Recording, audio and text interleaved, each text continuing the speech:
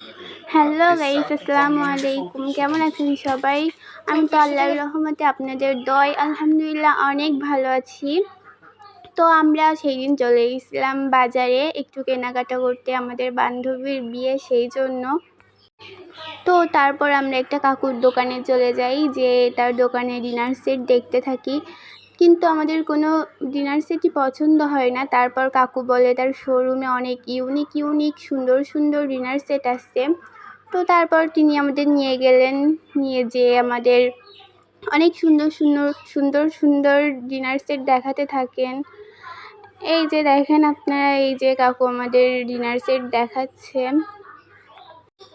এই যে এই ডিনার সেটটাও কিন্তু অনেক সুন্দর ছিল, কিন্তু আমাদের এইটা পছন্দ হয় না।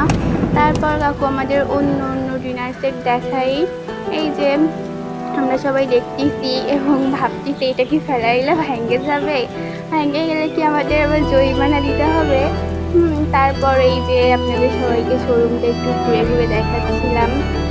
তারপর এগুলো দেখে আমাদের একটা ডিনার সেট পছন্দ হয়ে যায়। তারপর কাকুকে বললাম যে দাম কত। তারপর কাকুর সাথে আমরা ডিনার সেট দেখতেছিলাম আর একটু দামাদামি করে আমাদের একটা পছন্দ হয়ে যায়। তারপর এই যে কাকু দেখতেছে, প্যাক করতেছে। এবার প্যাক করা হয়ে গেলে আমরা কাকুকে টাকা দিয়ে বাসায় চলে আসছি।